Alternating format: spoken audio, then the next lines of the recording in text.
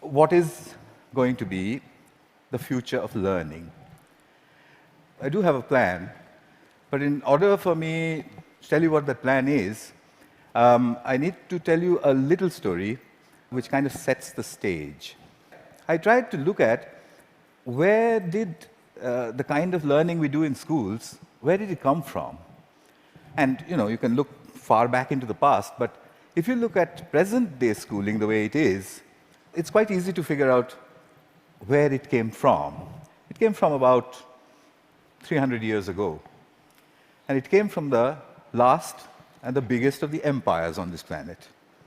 Imagine trying to run the show, trying to run the entire planet without computers, without telephones, with data handwritten on pieces of paper and traveling by ships.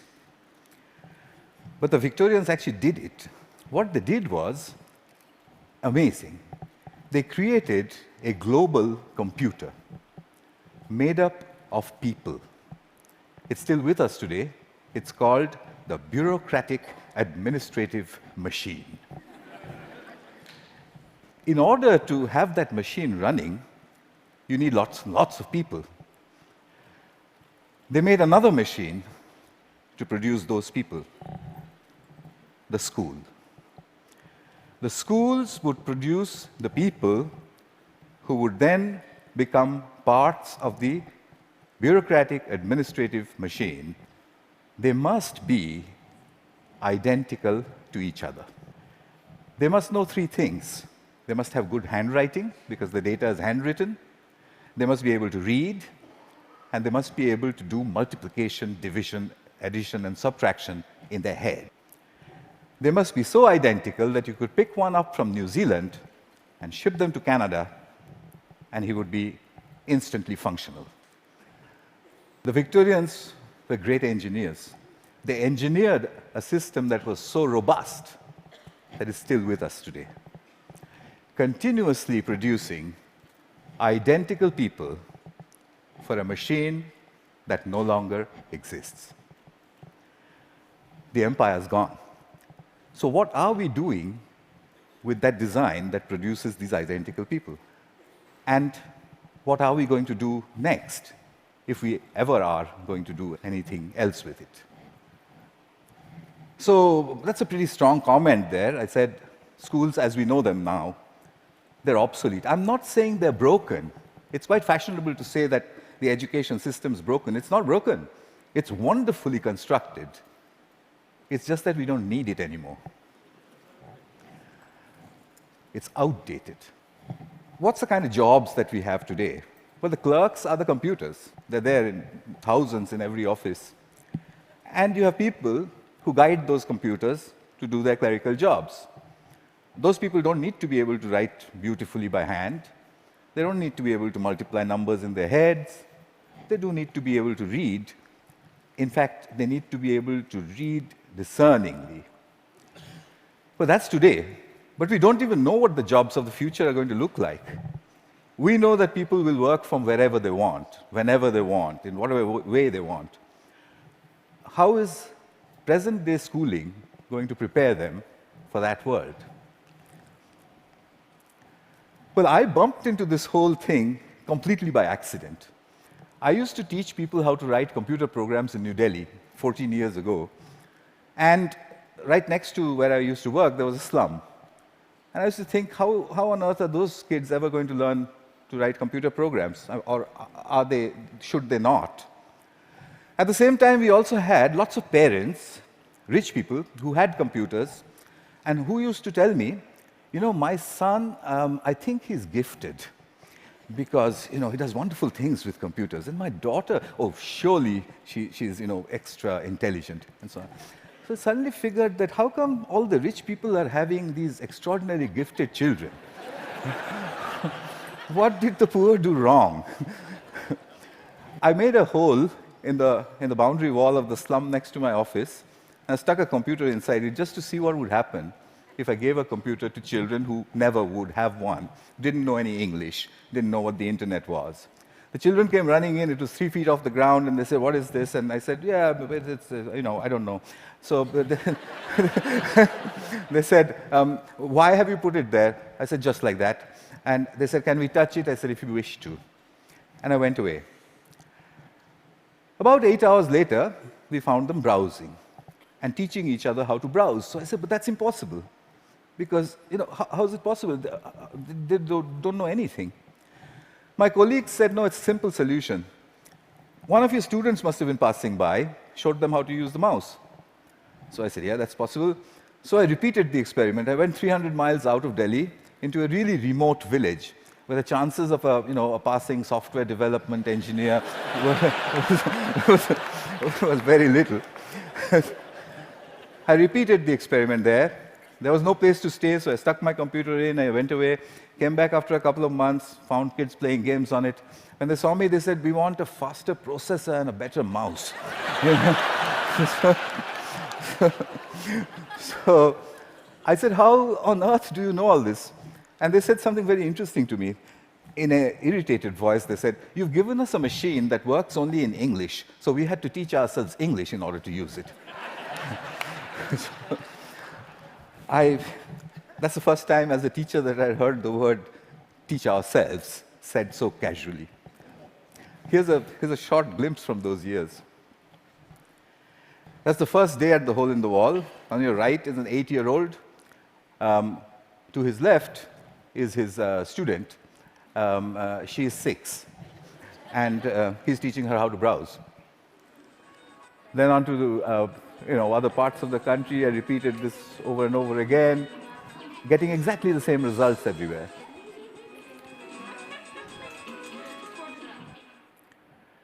An 8-year-old telling his elder sister what to do.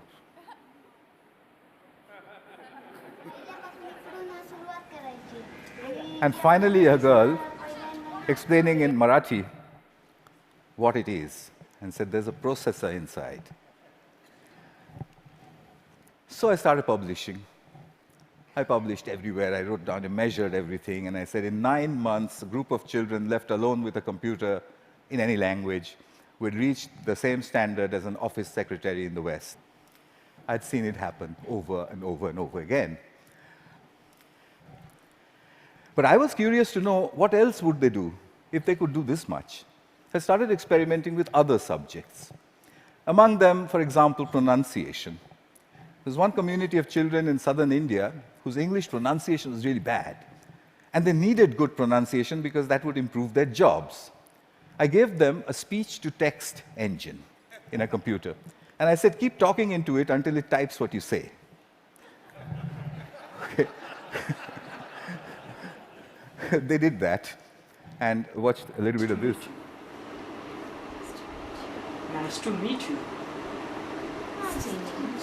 Nice to meet you. The reason I end it with that, the face of this young lady over there is because I suspect many of you know her.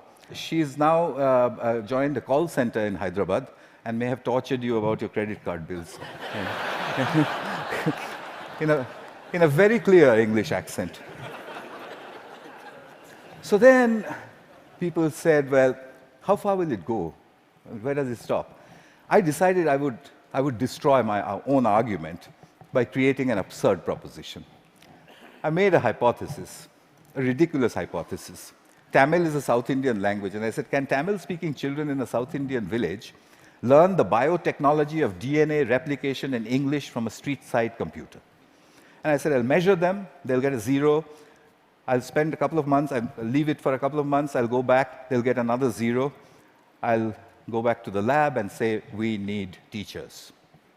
I found a village, it was called Kali Kuppam in southern India. I put in hole-in-the-wall computers there, downloaded all kinds of stuff from the internet about DNA replication, most of which I didn't understand. The children came rushing and said, what's all this? So I said, it's very topical, very important. It's all in English. So they said, how can we understand such big English words and diagrams and chemistry? So by now, I had developed a new pedagogical method, so I applied that. I said, I haven't the foggiest idea. and anyway, I'm going away. So I left them for a couple of months. They'd got a 0. I gave them a test. I came back after 2 months, and the children trooped in and said, we've understood nothing. So I said, well, I mean, what did I expect? So I said, okay, but how long did it take you before you decided that you can't understand anything? So they said, we haven't given up. We look at it every single day. So I said, what? You don't understand these screens, and you keep staring at it for 2 months. What for? So a little girl, who you'll see just now, she raised her hand, and she says to me in broken Tamil and English, she said, well, apart from the fact that improper replication of the DNA molecule causes disease, we haven't understood anything else.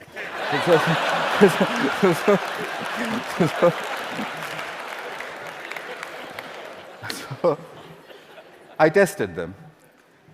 I got an educational impossibility, 0 to 30% in 2 months in the tropical heat with a computer under the tree in a language that they didn't know, doing something that's a decade ahead of their time. Absurd. But I had to follow the Victorian norm. 30% is a fail. How do I get them to pass? I have to get them 20 more marks. I couldn't find a teacher. What I did find was a friend that they had, a 22-year-old girl who was an accountant, and she played with them all the time. So I asked this girl, can you help them? So she says, absolutely not. I didn't have science in school. I have no idea what they're doing under that tree all day long. I can't help you. I said, I'll tell you what, use the method of the grandmother. So she says, what's that? I said, stand behind them.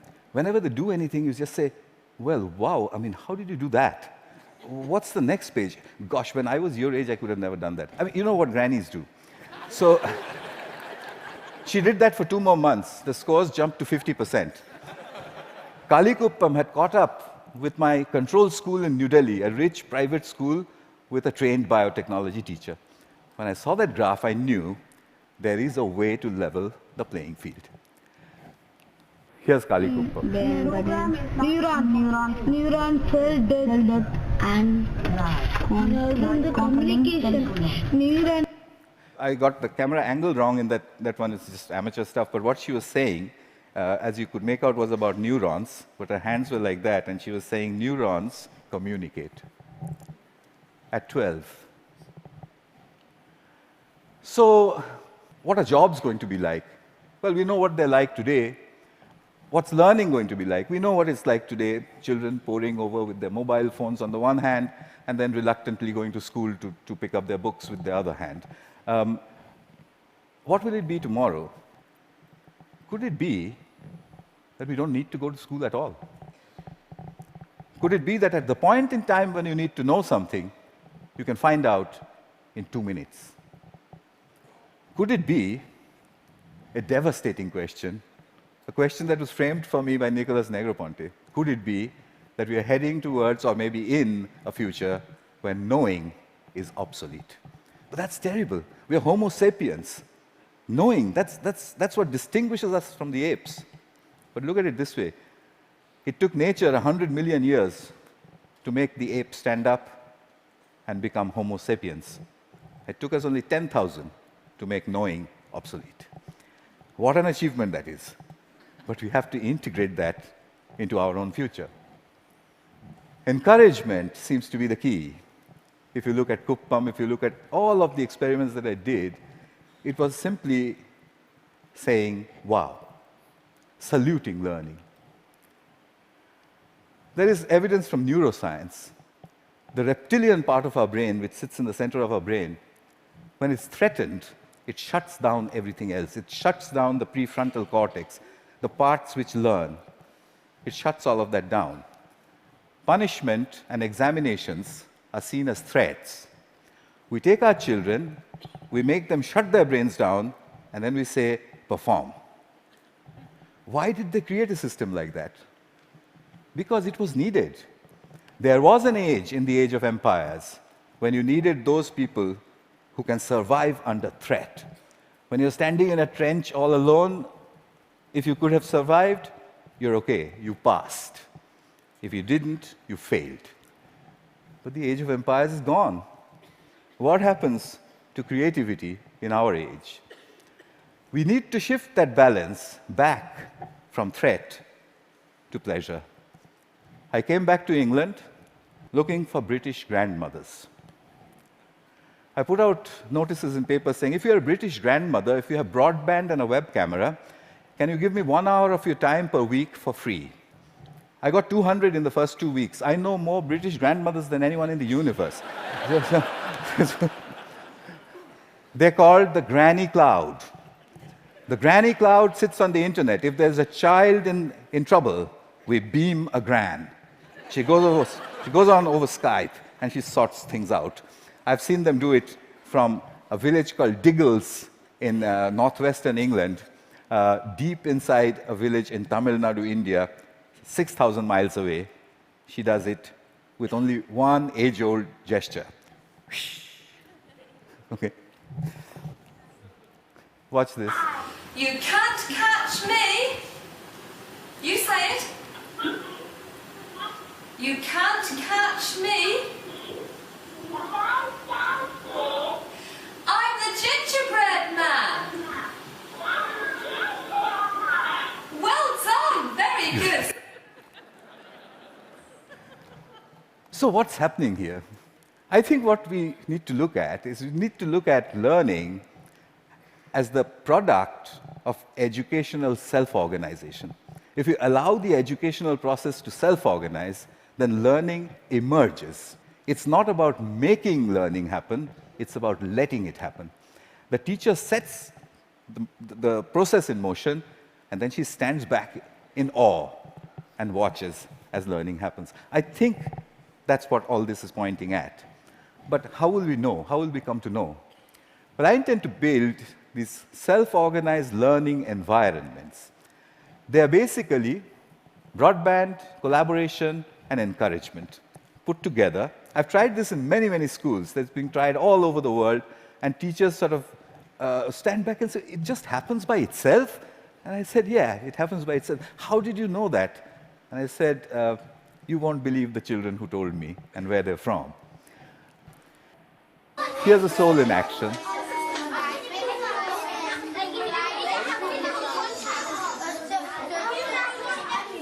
This one is in England.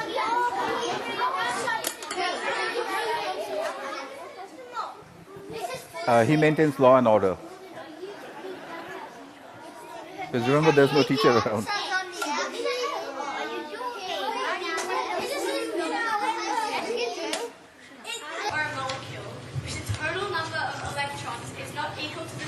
Australia. Giving it a net positive or negative electrical charge. The net charge on an ion is equal to the number of protons in the ion minus the number of electrons. A decade ahead of our time. So souls, I think we need a curriculum of big questions. You already heard about that. You know what that means. There was a time when Stone Age men and women used to sit and look up at the sky and say, what are those twinkling lights? They built the first curriculum. But we've lost sight of that wondrous questions. We've brought it down to the tangent of an angle. But that's not sexy enough. The way you would put it to a 9-year-old is to say, if a meteorite was coming to hit the Earth, how would you figure out if it was going to or not? And if he says, well, what? How? You say there's a magic word. It's called the tangent of an angle. And leave him alone. He'll figure it out. So here are a couple of images from souls. I've tried incredible questions. When did the world begin? How will it end? To 9-year-olds. This one's about what happens to the air we breathe. This is done by children without the help of any teacher. The teacher only raises the question and then stands back and admires the answer. So, what's my wish? My wish is that we design the future of learning. We don't want to be spare parts for a great human computer, do we? So we need to design a future for learning. And hang on, I've got to get this wording exactly right, because, it's very important. My wish is to help design a future of learning by supporting children all over the world to tap into their wonder and their ability to work together. Help me build this school. It will be called the School in the Cloud. It'll be a school where children go on these intellectual adventures driven by the big questions which their mediators put in. The way I want to do this is to build a facility where I can study this. It's a facility which is practically unmanned. There's only one granny who manages health and safety. The rest of it's from the cloud. The lights are turned on and off by the cloud, etc., etc. Everything's done from the cloud. But I want you for another purpose. You can do self-organized learning environments at home, in the school, outside of school, in clubs. It's very easy to do. There's a great document produced by TED which tells you how to do it. If you would please do it across all 5 continents and send me the data, then I'll put it all together, move it into the School of Clouds, and create the future of learning. That's my wish. And just one last thing, I'll take you to the top of the Himalayas. At 12,000 feet, where the air is thin, I once built 2 hole-in-the-wall computers. And the children flocked there. There was this little girl who was following me around. And I said to her, I want to give a computer to everybody, every child. I don't know, what should I do? And I was trying to take a picture of her, quietly. She suddenly raised her hand like this and said to me, "Get on with it."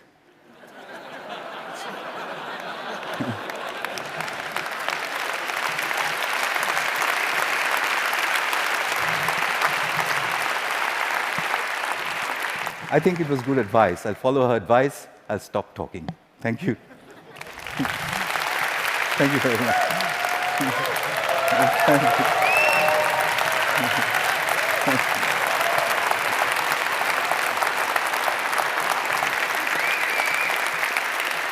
Thank you very much. Wow.